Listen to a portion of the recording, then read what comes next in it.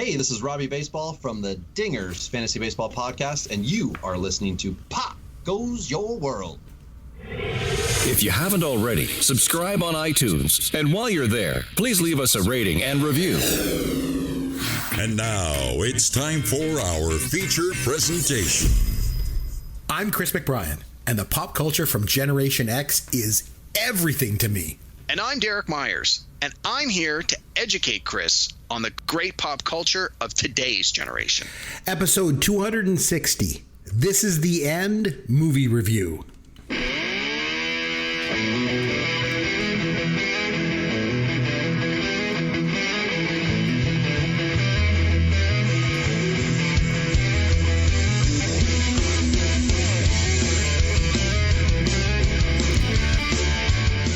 I'm Chris McBrien along with Derek Myers, and this is Pop Goes Your World, the pop culture podcast for the generations. Now, we took a couple of weeks off, but we're back, and we're going to do something a little different this time around. Usually, I'm the Gen X guy, and Derek, you inform me about all the newer pop culture. So this week, I decided I wanted to flip the script a little bit. I'm going to suggest a newer movie to watch and review, and we're going to review This Is the End.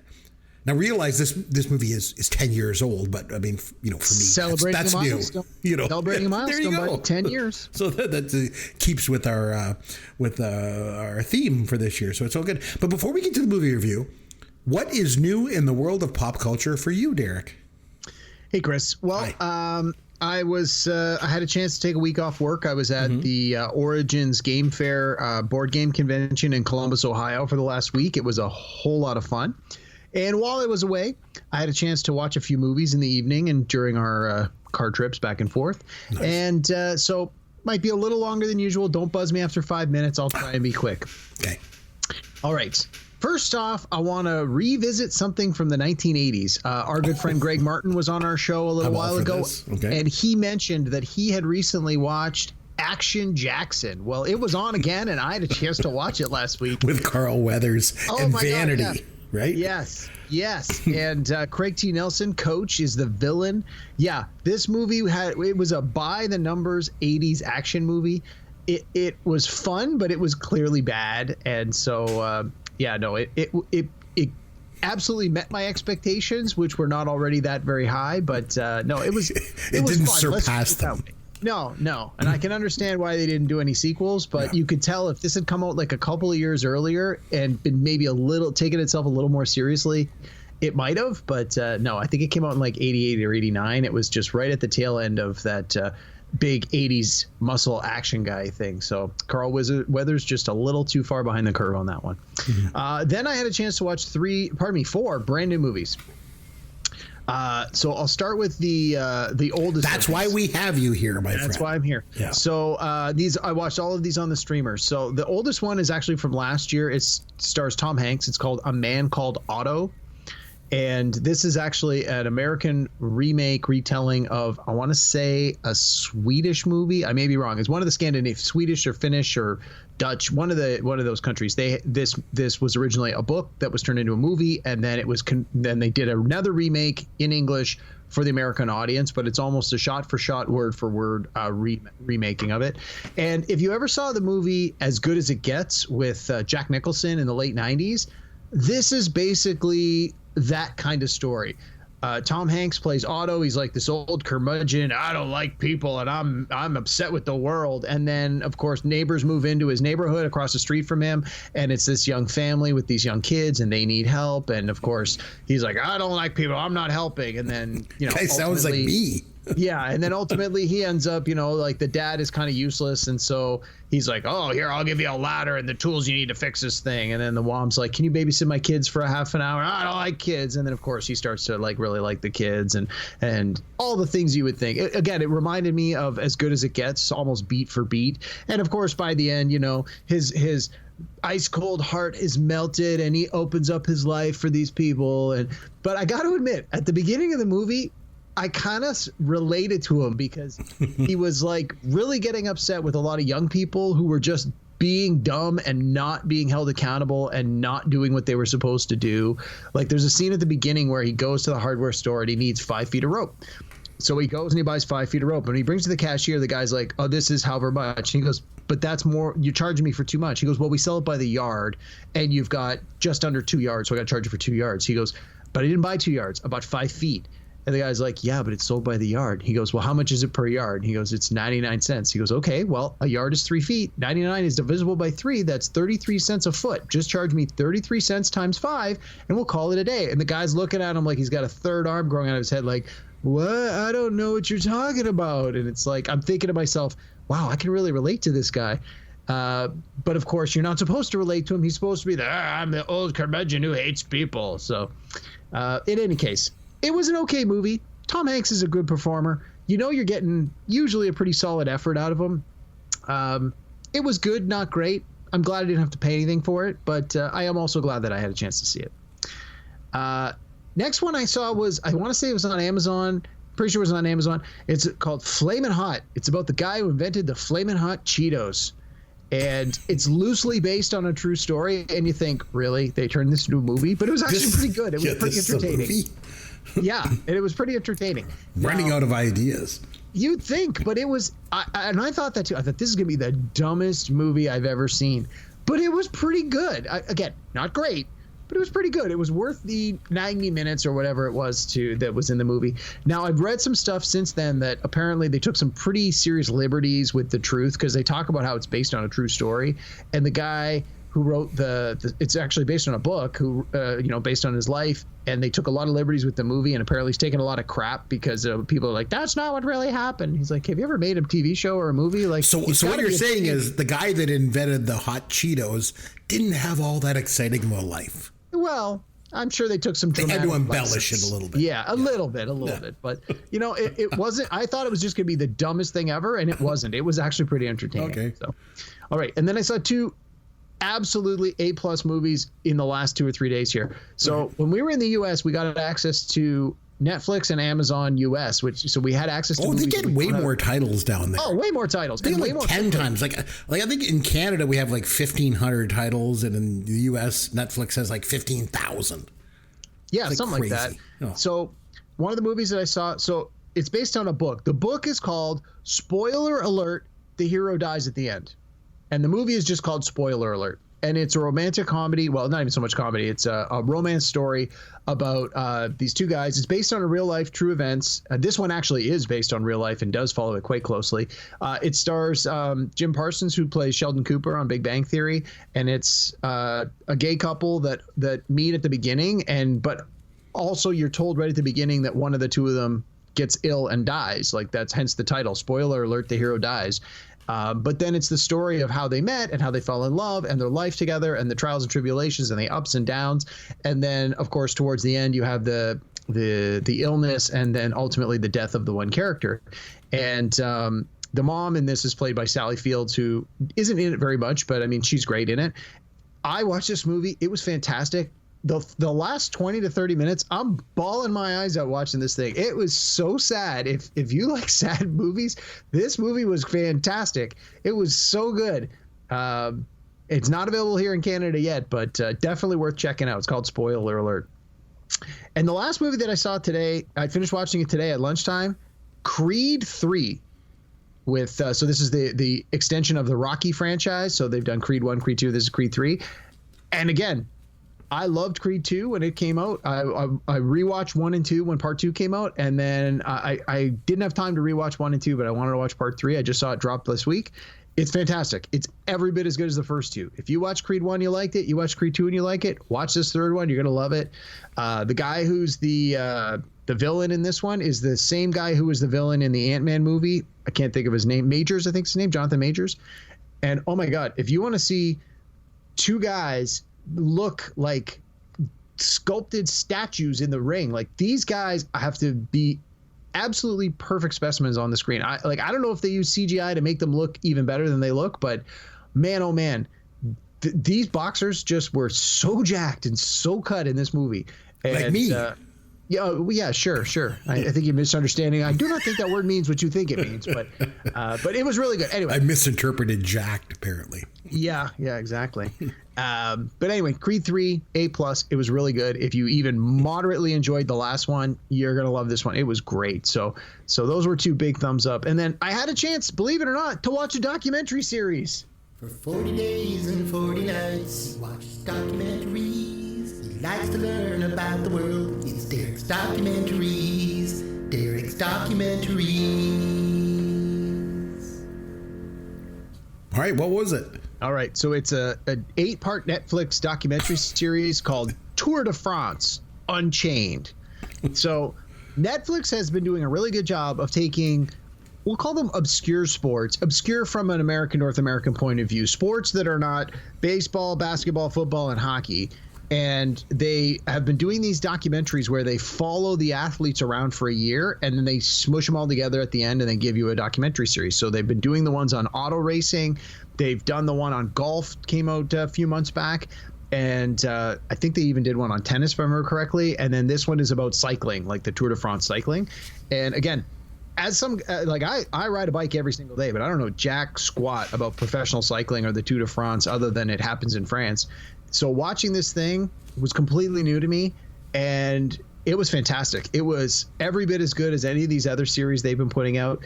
I wasn't sure how interested I'd be considering I didn't know anybody. Like, at least when you watch the golf one, you sort of recognize the big names. I didn't know anybody in this, and most of the people in this series, English is not their first language, so it is all subtitled. The whole, even when they speak English, they subtitle it because there's hardly any English. So that was a little bit of a barrier to entry, but once I got past that, it's fantastic, so good, and it gives you a whole level of appreciation for the athleticism that's required to do this kind of thing. But you may not think that this is something you're going to enjoy. The first episode's like 40 minutes. As long as the subtitles aren't going to scare you away, give it a shot. It was really good. It's 8 episodes. It's called Tour de France Unchained. And you'll never look at cycling the same way again in the best possible way. So I had a lot of time to watch a lot of stuff. Let me tell you, 3 weeks we were off. You sure did. You what about watched all you? kinds of stuff. Let me guess. You watched Happy Days, The Love Boat, some game shows. This part of the show, brevity is a little bit more my kind of cup of tea. So one of the reasons we had to take some time off, Derek, was due to the fact that I celebrated my wedding anniversary. Oh, yes, that's right. Congratulations. That's right. How many Thank years you. has it been? 15 years. Wow, 15 years. You know, if she had murdered you instead of married you, she'd probably be out of jail by now. I know. Hard to believe she put up with me for that long. I can't believe it. But anyway, Derek, recently you messaged me to tell me that the fish that saved Pittsburgh was playing on Turner Classic Movies. You're like, hey, this is on TCM. You got to record this. So I did. So I set my PVR. Guess what I did on my anniversary? Oh, my God. Don't tell me you watched that and got a divorce. Let's just say I'm not sure if I'm going to make it through another 15 years. So anyway, that's what we did. We watched that. Well, I also... Here's your dad joke of the week. All right, I can tell a dad joke now because we're back. All right. I thought since we were reviewing This Is the End this week that it would be it'd be appropriate if I did like an end of the world dad joke. Okay. So Derek, when the end of the world comes, why is it good to be in Kentucky? I have no idea. Something to do with fried chicken. I have no idea. Because they're always 20 years behind everything. Just completely alienated our Kentucky audience. I was going to say, you're lucky that audience is 20 years behind us. One thing I've always appreciated about you is your sense of humor. We got a bleeder! 36, does that include me? Because if you've seen Juan, you've seen them all. You know, man, I gotta take one more turn around the horn here. Can fart jokes. Fine, be in the... Why? Hey, try to just on your way through the parking lot. Join the club. What day did the Lord create Spinal Tap, and why couldn't he rest on that day too? All right, so no big surprise. The way things work around here is pretty simple. I only like old stuff, and you try to get me to see all the good in the more recent pop culture. But this week I wanted to flip the script a little bit, so I suggested that we review This Is the End. It's from 2013. So it's about 25 years past my comfort zone, Derek. But I wanted to start. I want to start with you on this. Like, had you ever seen this movie prior to this week? And if so, like, what do you think of it, just in general? So I remember seeing this in the theater when it came out. Okay. I liked most of the performers that were in the main cast. I knew that it had a lot of cameos from other performers, and I knew the gimmick that everyone played themselves. And that being said, we went to the theater. I saw it. I remember thinking, it was just okay. I think in part because I didn't really know, I wasn't as familiar with a lot of the work of a lot of the people in this movie. And I think coming back to it now 10 years later, I certainly had a better appreciation for it the second time around. I recognized a lot more of the, we'll call them secondary or tertiary characters that are like at that big party at the beginning. Whereas when I watched the first time, I'm like, I think these are famous people, but I don't know who they are and I don't know why they're famous. Whereas now many of them have gone on to maybe not become super famous, but have become famous enough that you at least recognize them and know their names. So I came into this sort of lukewarm. I had seen it before. I didn't really have a strong memory of it. I knew I just sort of liked it, thought it was okay. I remember the one thing I did remember was the very, very end. That was sort of one of the only things I actually had a very clear memory of. But it was the journey getting there that was, I'm not going to say brand new, but was a lot of new territory for me. I got a lot more out of it this time around just because it felt very new to me. Okay, I need to set this up a little bit. I used to have a subscription to the magazine Entertainment Weekly. And by the way, I have a question. Are magazines even a thing anymore? Do they even exist? I couldn't tell you. I don't know. But I also had an EW subscription for like a decade. Yeah, like it was good. But like I say, now that I've got kids, I can't even keep up on this stuff. I don't even know if magazines are a thing. But I used to have a subscription to Entertainment Weekly. It was the best magazine when it came to pop culture. It wasn't the best magazine overall. Those were on the top rack at the back, if you know what I mean. Yeah. But they had the best articles. Of course. But EW was amazing. It always had these great articles about movies and music and TV shows. But the one thing that I always found when it came to that magazine, their movie reviews always seemed to mesh with my tastes. Mm-hmm. Like whenever they liked a movie, I did too. And I found that whenever they like pan a movie, I agreed with them. So overall, I really trusted EW's opinion whenever I was, thinking about going to see a movie at the theater. So they used to give a review of a movie and then they'd give it a letter grade, anything from an A down to like an F. So I remember back in 2013, I was reading the magazine and it had a review for this movie I'd never even heard of called This Is the End. And it gave the movie an A. So it kind of piqued my interest. Mm-hmm. And I was like, oh, what's this? So I was reading it and the review basically said that the movie was really good. Without any spoilers. Sorry, like they were always really good at avoiding that, I found. Yeah, I found that too.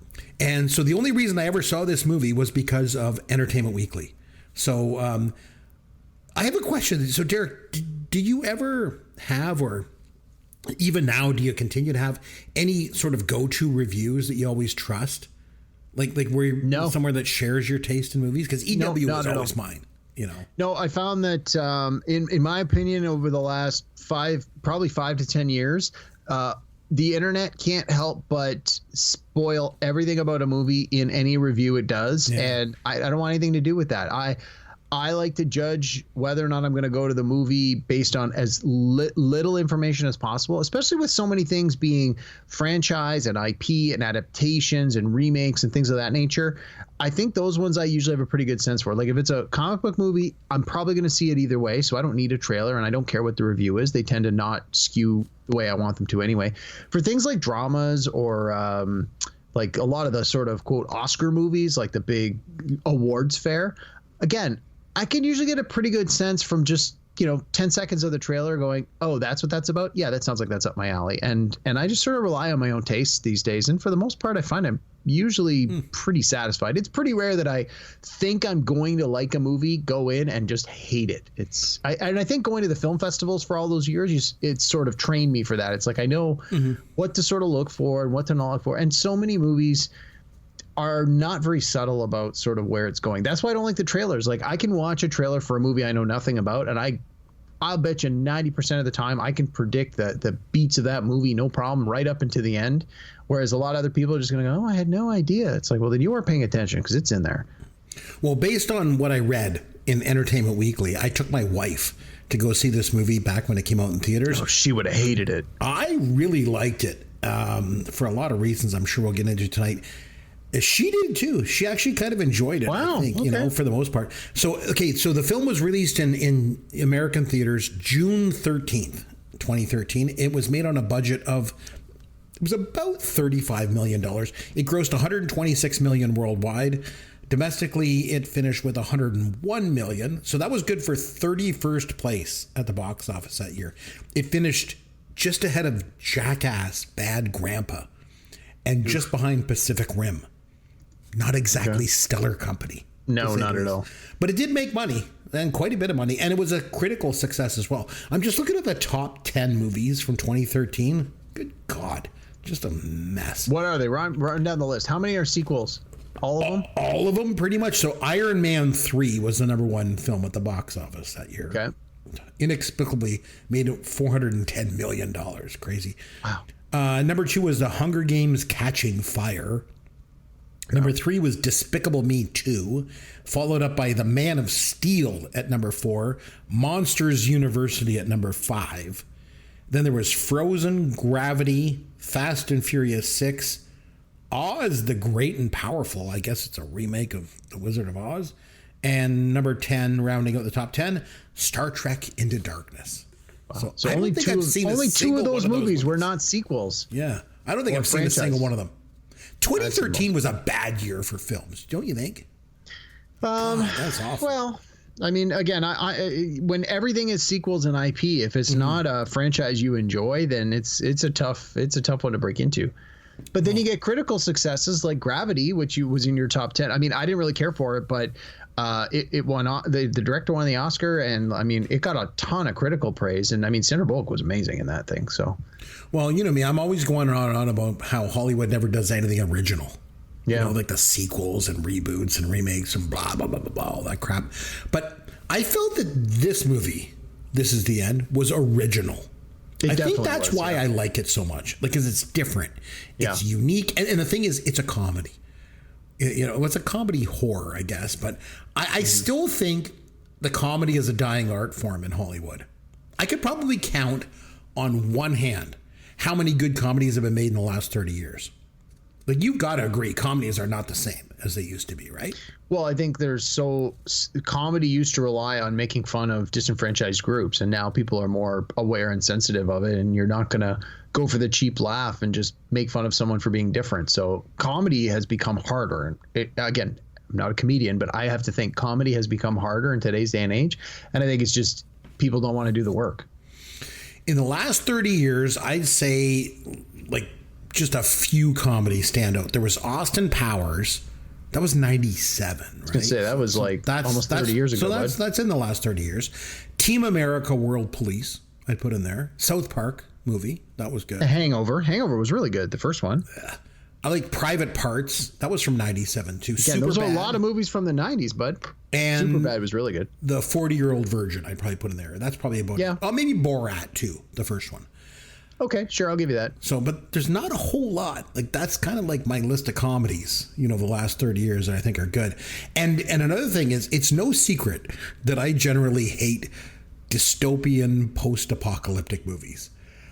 But I will say this, as far as that genre of film go, I think this movie is one of the best. Do you agree or disagree with that? Well, I wouldn't say it's one of the best, but it's certainly good. I think like when I think of like this kind of film, there's like Mad Max, the original, Terminator, Night of the Living Dead, Night of the Comet was great, and This Is the End. It actually makes my list of sort of post-apocalyptic movies. I thought it was good. Yeah, no, I don't disagree that it was good, but it wouldn't make my top 10, not even for a long shot. Oh, it would for me. So it was written and directed by Seth Rogen and Evan Goldberg. It was based on their short film Jay and Seth versus the Apocalypse. That came out in 2007. It's about 8 minutes long. You can find it on YouTube.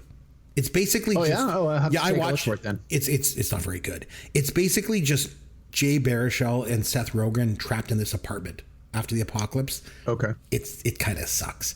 But this movie, This Is the End, it's written and directed by Rogen and Goldberg, but it feels like it's got Judd Apatow's fingerprints all over it. Don't you think? Oh, for sure. Yeah, definitely. I mean, in part because so many of these guys have worked with Apatow before, whether or not he was literally involved or whether they were just, you get that vibe. You work with someone long enough, you get a sense of what their style is like. But yeah, you're absolutely right. Yeah, it's got the improvised dialogue, it's got the crude humor, the profanity, and it's funny too. It was very funny. It feels like an Apatow movie. Yeah, and like you said, like these guys, Seth Rogen and James Franco and Jason Segel and Jonah Hill, they all worked with Apatow. So maybe he just rubbed off on them. I don't know. But Seth Rogen, because he did Freaks and Geeks, Superbad, and Knocked Up with Apatow, I think, right? And the 40-Year-Old Virgin, he was in that. Yeah, that's true. So let's talk a little bit about the cast. So Seth Rogen, I'll be honest, coming into this, I'm not a huge Seth Rogen fan, even though he's Canadian. I feel like I don't think he's all that talented. He just kind of plays this kind of stoner guy and stuff, or like this disaffected guy like he did in Freaks and Geeks and stuff. I don't know. I don't know. That's my take on him. I like him. I don't like everything he's done, but I tend to enjoy the movies he's been in. And he does some voice work on like cartoons and things like that as well. But yeah, I mean, I got no issue with him. So Jay Baruchel, he's Canadian, so that's good. We like that. He's from Ottawa. He's probably best known for $1 Million Baby. I remember watching him as a kid on Popular Mechanics for Kids. Yep, I remember TV. that. Remember he did that with Alicia Cuthbert. Yeah, and he was also I think he wrote and directed, or at least was on the creative side of the movie Goon, which had the guy who played Stifler from American Pie. He was like a hockey goon. Yeah, and one of my good buddies was in that movie actually as well. So he really smaller part, but Liam Card is his name. Okay. So yeah, he was an actor. He was in that. Michael Cera, I want to mention as well, another Canadian. He did Scott Pilgrim, Juno. He was really good in Juno and Arrested Development. He was, that's where I think most people recognize him from, is Arrested Development, the TV show. And he was again, he wasn't in this movie very much, but man, did he have some pretty funny scenes. Yeah, like he stole the show. We'll get to his scenes in a minute, I'm sure. Danny McBride was in a show called Eastbound and Down, I think it was. Yep. I wasn't familiar with him though coming into this. Did you ever watch Eastbound and Down? I didn't, but I knew that he was in the Pineapple Express, which I didn't really care for. And of all the performers in this movie, he's the one I like the least. But I think that's partly because the kind of character he plays, whether or not he is that kind of person, I think it's sort of deliberate. Like he grinds on you intentionally, and that it doesn't work for me. But I know more recently he's been involved with a TV series called The Righteous Gemstones. I think it's gone into its 3rd or 4th season now, and it's been getting a lot of critical acclaim. I'm just checking it out here. He created and wrote this. He created the series and has written some of the episodes, and it's getting a lot of love. So, but I personally am not a fan of his work. And Jonah Hill, we can round things out with him. I don't know. Maybe it's just me. I've always felt Jonah Hill I feel like he's a little bit overrated. I don't know. Like he gets all this love from the Academy, and he's nominated for Academy Awards, and he's won an Academy Award. I don't think he has. Oh, maybe he didn't win it, but he was nominated for like Wolf of Wall Street and and Moneyball. I just don't get it. I don't know. I think he's a little bit overrated. I think his best performance was in Superbad. Because it just felt he was great in Superbad. Improvised. Yeah. Like it was just off the cuff. It was so good. But I liked him in Moneyball. We did Moneyball on this podcast. It's one of my favorites. I love it. It's anytime it's on, I watch it. I love his character in that. He's good, but it's not Oscar worthy. No, I would agree. And the other two that I think need to at least get a little acknowledgement, James Franco, obviously, he would have been, at the time, he was probably the biggest name in this movie. But since then, he's had some troubles, rightly or wrongly, with the way he's treated women. I know there's been some accusations. So it's like, well, dude, if that's what you are, then that's what you are. Like, bye-bye. But Craig Robinson, who is in this, who at the time I didn't really know, but since then have become a big fan of his work. And so rewatching this and seeing his involvement in it, I found that was definitely part of the appeal for me. Know him pretty much from The Office, I think. Which I never watched, so that's why I didn't know him. But he's done. He was in that movie you made me watch, the hot tub. He was in the Hot Tub Time Machine. Yeah, that's right. Yeah. And he was on Brooklyn Nine-Nine. He had a recurring character that appeared once a season, every season through their run. It was a lot of fun, and he's done some movies with Kevin Smith. So I'm like, I've seen him in other things since then, and I really like his stuff. So coming back to this one, when I saw it the first time, I didn't really know who he was, but like coming back to it this week and be like, oh, hey, look, I totally forgot he was in this. So that to me was definitely a plus. You and I are both Canadians, so we should maybe mention the Canadian content here because there's a lot of it. So Seth Rogen and Evan Goldberg, both from Vancouver. As I mentioned, Jay Baruchel, he's from Ottawa. Michael Cera's Canadian too. He's from Brampton. So it's got a big Canadian contingent, to this film. Canadians make the best comedies. We always did. I always thought SCTV was way funnier than SNL. Canadian actors always did some of the best comedy work to me, like Jim Carrey and Dan Aykroyd and Norm Macdonald and Michael J. Fox. I think the list just goes on and on. So it doesn't surprise me that there's finally a funny comedy being made in Hollywood and Canadians are part of it, right? Sure. Yeah, I'll give you that. Yeah, Canadians are good. I like how this film takes place in the real world, quote unquote, and the actors play themselves, or at least sort of, caricatures of themselves. Yeah. Yeah. But it just adds a different element to the movie. And I also think it allows the film to become kind of a commentary, because I think to me this movie is a commentary on a couple things. Number one, people in Hollywood are shallow. And it reflects that, right? We all know that. Yeah. And the thing is, it's all about your level of fame. Like Jonah Hill is this Oscar-nominated actor. Jay Baruchel's like a nobody. You know what I mean? Yeah. And I like how it plays up the fact that actors are soft. I think even Craig Robinson is the one that brings it up. He's like, we're not action heroes. We just act this way. And then the other thing is, too, they do a lot of drugs and they swear a lot. Like I think you said their real lives. So I went to watch the movie. I think it was on Netflix. And the warning comes up when I go to start. It says, warning, crude and sexual content throughout.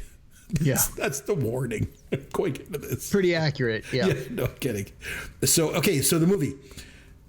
Rogen picks up Jay Baruchel at LAX. And the first thing that Baruchel wants to do is go to Carl's Jr., because they don't have those in Canada. Yeah, exactly. Which I thought was funny. And I love how Seth Rogen, he doesn't want to go there to Carl's Jr. because he's like, I'm on a cleanse. And Baruchel's like, oh, so you don't drink or you don't smoke weed? And Seth Rogen's like, I'm on a cleanse. I'm not psychotic. Yeah. That was pretty funny. That made me laugh. Because again, it's like playing up his personality.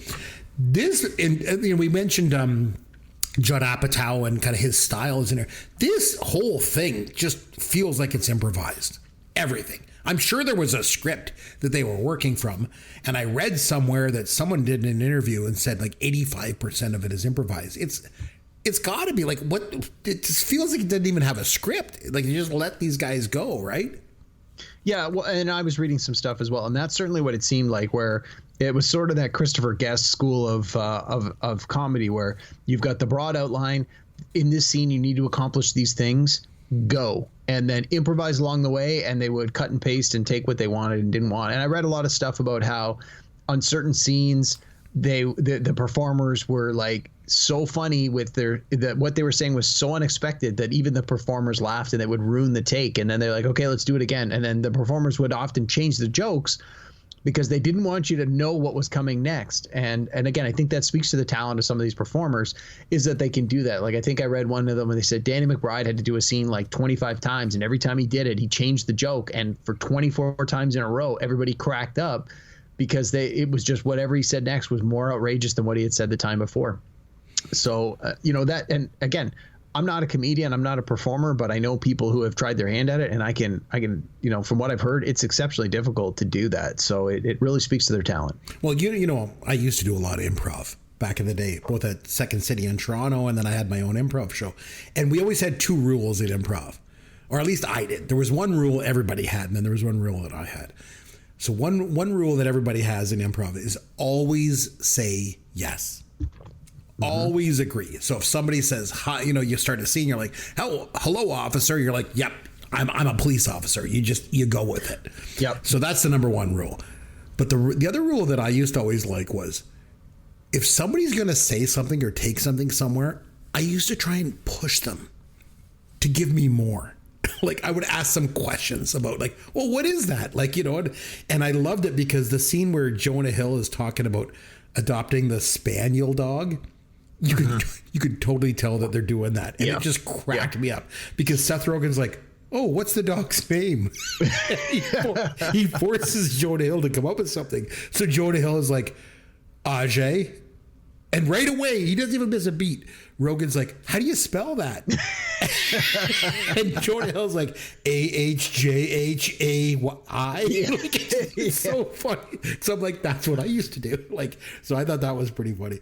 And like we mentioned too, they kind of play these caricatures of themselves, but except Michael Cera, because he totally plays against type. Because in real life, he's got this quiet, shy demeanor. Yeah. And here, he's like this coked out He has some of the funniest parts of this movie. So two that stand out to me, I just got to mention. Jay Baruchel goes into the bathroom. Oh my God, that's the funniest scene. And Michael right Cera's in there with two girls. One's and the other one's I'm like... He's living the dream, man. He's living the dream. And then maybe the funniest part of the whole movie, when the apocalypse starts and the earth opens up and there's like all this like fire and brimstone everywhere. All Michael Cera cares about, where's my cell phone? Where did it go? Who took my cell phone? Where is it? And then he gets impaled on this pole and he gets lifted up into the air. And he's got this pole coming through his chest. He's covered in blood. He's dying. And his cell phone rings, and it's been in his pocket the whole time. And he's like, oh, this is so embarrassing. Meanwhile, he's impaled on this pole, bleeding in front of everybody. I thought he was hilarious in this movie. Like, yes, he was quite good. Oh my God. And then Jay and Seth go to the store, and the rapture starts with the people being sucked up in the blue light. Yeah. So they go back to Franco's house, and they're like telling everybody. And Franco's like, nobody got sucked up here. And Michael Cera's like, I got here. I just dying laughing. So funny. Oh my God. Michael Cera was in the best parts of this movie, I think. So yeah. The whole premise of the movie really is basically that Jay Baruchel doesn't like Los Angeles. Right? He doesn't like what fame and Hollywood has done to his Canadian friend, Seth Rogen, right? So he thinks Hollywood is bad. And it is bad. Like, he's right, because he goes there, like, everything goes to hell, right? And the thing is, his friend betrays him. Because they go to Franco's house, like I said, and then and he's telling about all these blue lights, and Seth's like, I don't know what he's talking about. He basically leaves Jay Baruchel hanging out there, He chooses Hollywood over his Canadian friend, so... Well, and even says, he goes, we'll go, but you can't ditch me. And then he calls him on it later. He's like, we were here 5 minutes and you ditched me. Love all the pop culture references in this movie too. There's so many of them. So like they're all talking about the movies that they've been in, and the movie props that they're pulling out. Like, oh, I had this gun in this movie and stuff. They mention T2 Judgment Day at one time. There's obviously the Backstreet Boys, which I'm sure we'll get to. Scarface, The Exorcist. And then I like when Danny McBride comes down and makes food for breakfast, and they're all yelling at him because he's using up the only food they got. And then he's talking about James Franco, and he goes, I'm sure the Green Goblin can afford some more bacon. Yeah, that made me laugh. That wasn't even his part. So I thought it was good. And Emma Watson, we should mention as well. I thought she was great. Originally, you know who they wanted to play that part? I read this. It was it Mila Kunis, I think? It was, because she was kind of in like with their group in real life, right? But she wasn't available to shoot the movie, so they got Emma Watson. I love the fact that she's in this movie because, I mean, like, she's in Harry Potter, but then she went back to university and got a degree and stuff, right? So you think of her more being like sort of high class And then she's in this movie with all this stuff going on. Although I did read that she actually left the set at one point. The scene with Channing Tatum when they were doing the cannibalism and stuff, she walked off the set. She's like, yeah, I can't do this, guys. Like, this is crazy. And like that scene when she thinks they're gonna sexually assault her.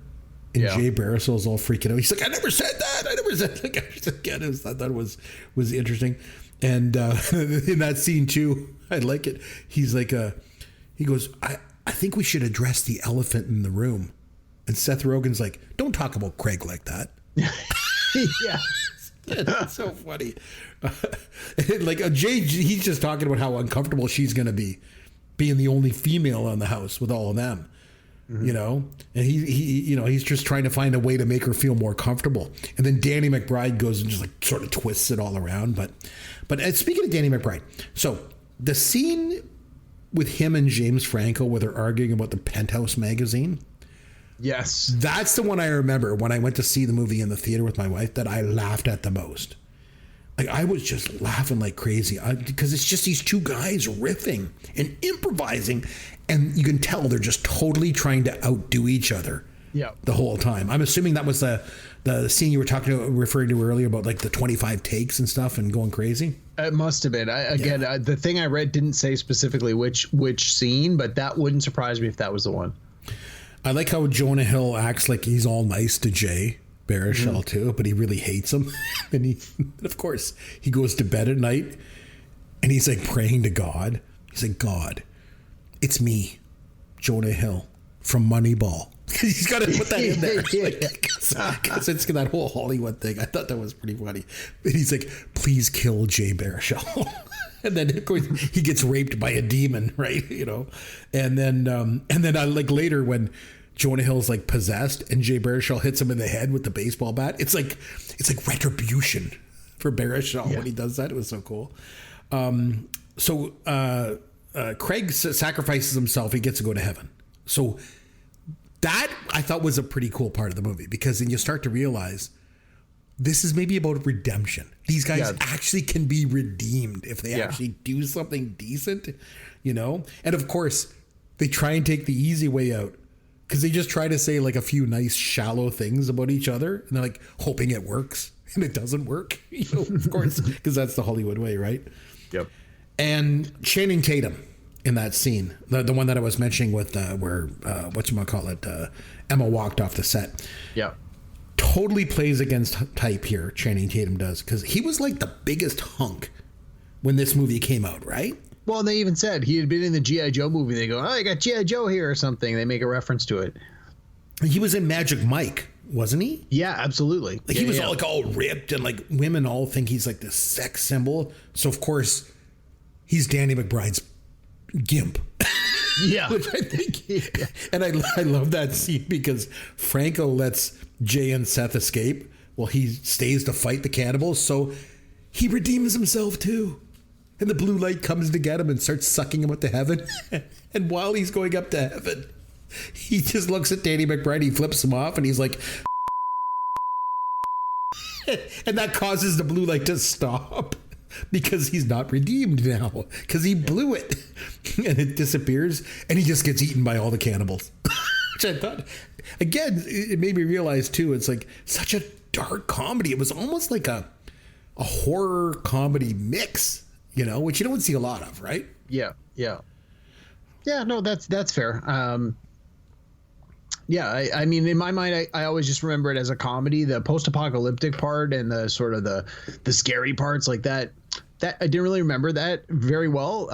I did remember that Jonah Hill got raped by the demon, but other than that, I didn't really remember. One thing I did notice, though, is in this viewing that I did not remember from the previous viewing is that the demon is anatomically correct, and they don't shy away from that. And I was like, wow, okay, that I wasn't expecting to see that, but I forgot. But there was a lot of phallic symbols around Franco's house and the whole thing, right? And the whole talk about like the and all that stuff. Like it was just like, it was just crazy. I also, they talk about the redemption. I liked when Jay gets to go to heaven and he grabs Seth's hand to try and pull him up to heaven, but but Seth isn't redeemed yet, right? So he doesn't get to go. He's like dragging him down. So Seth lets go to save Jay, and that redeems him, right? Yeah. So they both get to go to the pearly gates. Craig Robinson's there, and the first thing he says is, "Welcome to heaven." Like, what? He's like, you can't say that in heaven. Like, what's going on? So you get to have anything that you want. They're like, anything you can think of, you can have. Seth Rogen gets a Segway, which I thought was funny. And then, of course, Jay Baruchel is kind of like a Stay Puft Marshmallow Man kind of moment, because it's like whatever he thinks of, like it's going to appear. And, of course, it's the Backstreet Boys.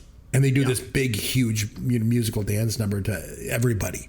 Backstreet's back. Which is a throwback to the beginning of the movie when he and Seth are just playing video games. Again, that montage. Because I knew how it was going to end. When I was watching it from the beginning this time, there were details that I was able to pick up on and sort of go, oh, this is sort of like foreshadowing what's going to come later. Obviously, the first time through, you have no idea. But once you know where it's going, I was able to pick up on some of those kinds of things this time through. And to me, that I enjoyed it more knowing that, this isn't just this random goofball thing. It's like there's been some thought put into it. Like these beats at the beginning foretell what's coming later. It just improves the storytelling.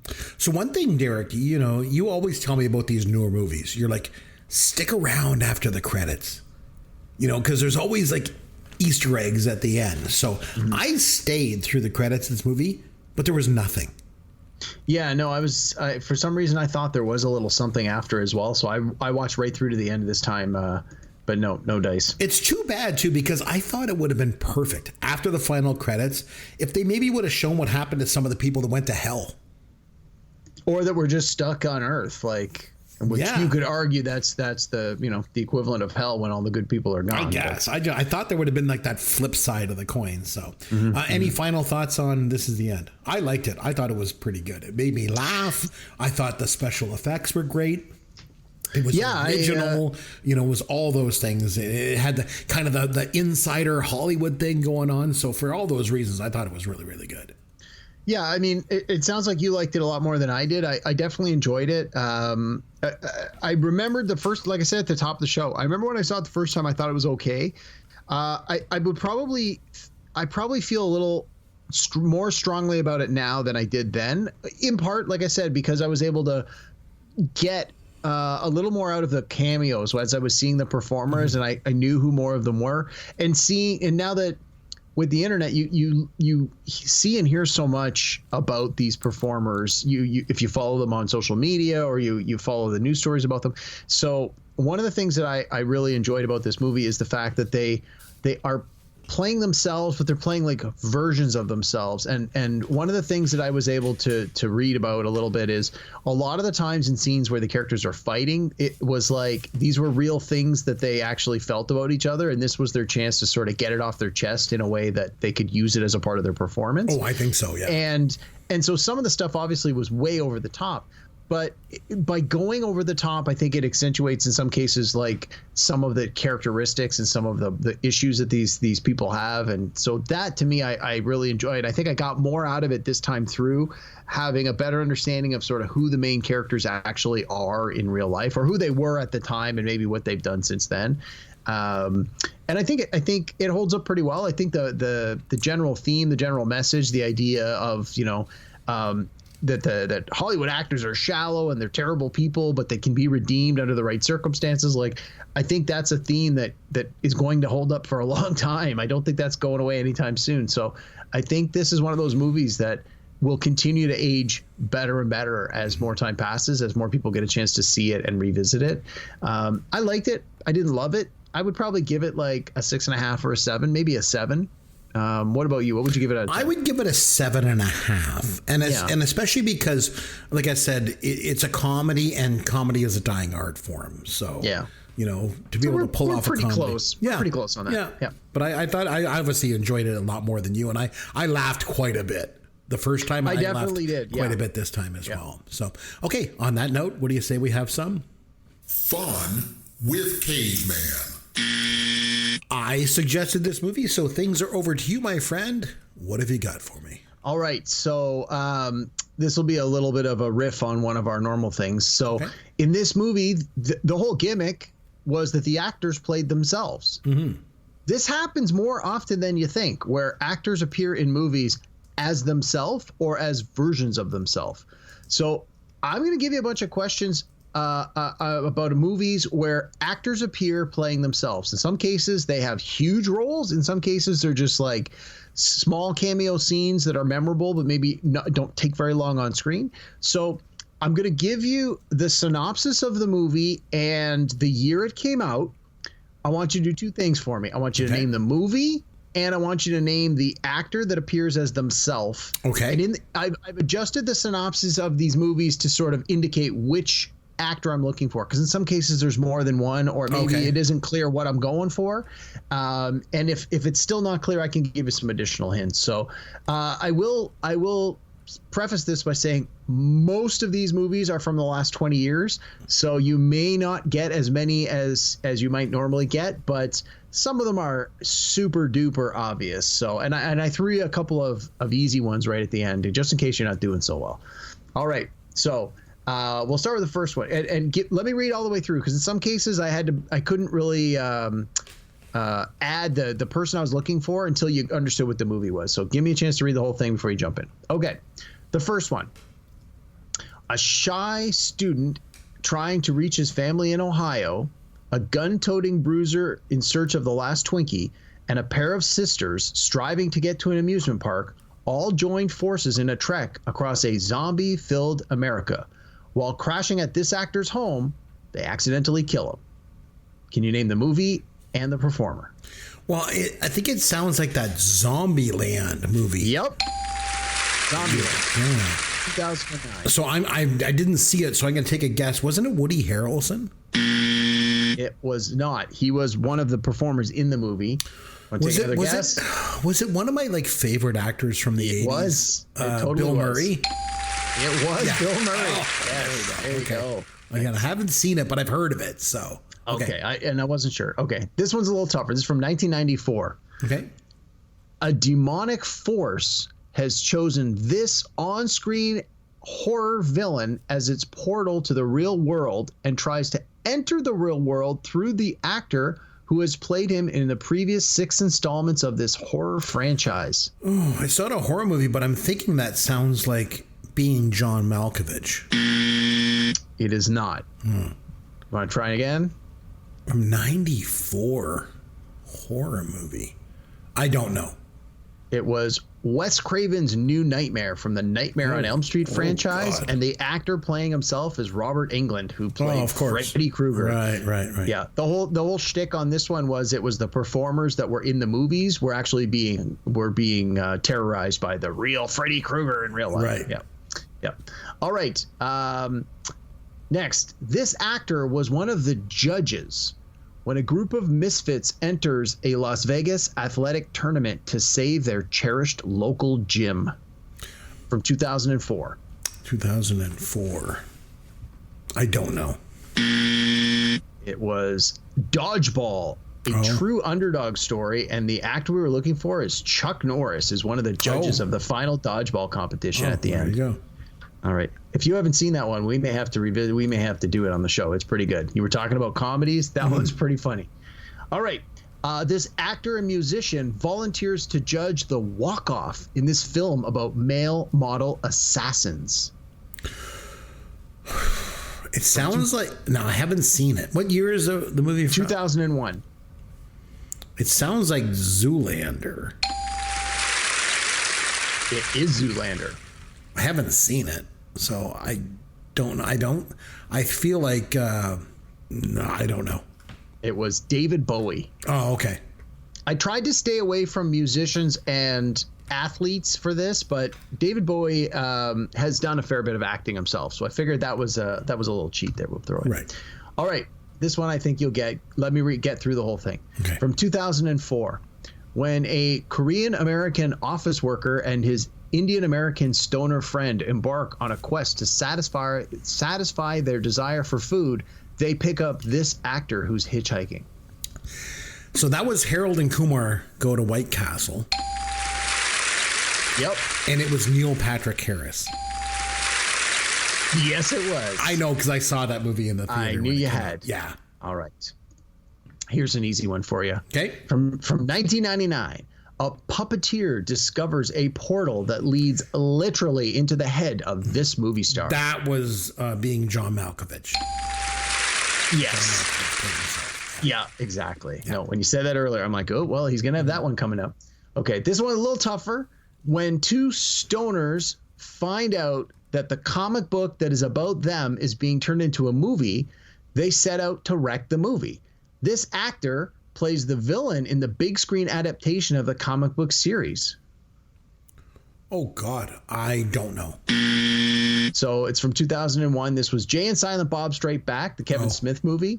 I've seen Clerks, but I haven't seen anything else. Yeah, I wasn't sure if you'd seen this. And the actor in question is Mark Hamill. And that's part of the running gag in the movie is that Luke Skywalker plays the villain in the Blunt Man and Chronic movie. All right. Big coup for him to get Mark Hamill in that movie. Well, this was in 2001 before they had done the new Star Wars movie. So Mark Hamill was, I don't want to say struggling, but he wasn't an A-list actor by any stretch of the imagination. Right. So he was willing to cash in and make fun of himself. So, all right. In this heist sequel, one of the crew pretends to be Julia Roberts as part of a con, only to run into this actor, one of Julia Roberts' real-life friends. I don't know. Do you know the movie? Nope. It was Ocean's 12 from 2004. Oh, so I've seen Ocean's 11, but I didn't watch any of the sequels. Well, that's why this one's the heist sequel. And the actor in question is Bruce Willis. Oh, okay. All right. This one's a little bit of a long shot. 2008. This actor gets involved in a bank robbery with a hostage situation and reflects about his life during it. No idea.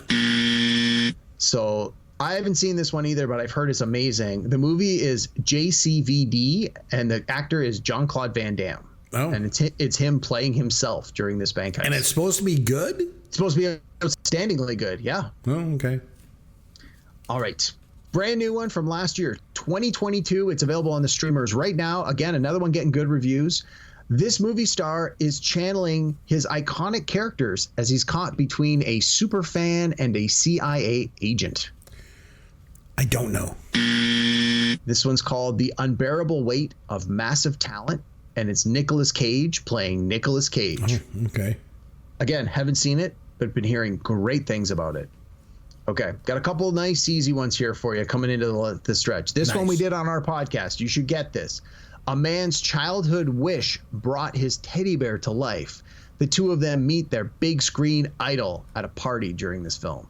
Oh, that was the one you had me watch, Ted. And they met Sam Jones. Yes. From Flash Gordon. Yes, I remember that. All right.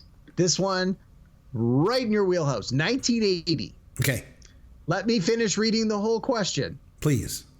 After the crew becomes sick with food poisoning, a neurotic ex-fighter pilot must land a commercial airplane full of passengers safely. The actor we're looking for was one of the original pilots on the plane. Okay, so it's Airplane, and the actor you're looking for was not an actor. He was actually an athlete, and it was Kareem Abdul-Jabbar. Yes. Playing Murdoch. Yeah. All right. And then a bonus question. Okay. In Robert Altman's 1992 film, The Player, how many actors made cameos as themselves? I'll give you a range. God. You need to be within 10. I will say 24. You are way off. I'll give you a second guess. I will say 41. You are still way off. The answer is 62. Oh my God. 62 actors played themselves in this movie. Oh my God. So I've never seen The Player, so I couldn't. Oh, it was really good too. Yeah. So that was a whole slew of movies where performers appeared as themselves or as, characterized versions of themselves in big movies. Good topic. No, I didn't think I would be able to find that many, but when I started doing a little homework, I found apparently, and there was a lot of movies that I wasn't familiar with, and I was like, wow, okay, that person's in that. Good to know if I ever watch that movie. So There you go. All right, so I guess we can wrap things up on that note. Next time, what do you say we come back? We'll just do a topic. We'll figure something out. And, I love it. We'll come back and cover that. So this is Chris McBrien on behalf of myself and Derek Myers saying thanks for listening to Pop Goes Your World, and join us again next time. Thanks for listening.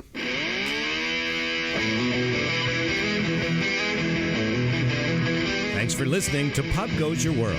You can contact Chris and Derek at popgoesyourworld.com. Please take a minute and review the podcast on iTunes or wherever you download and listen to the show.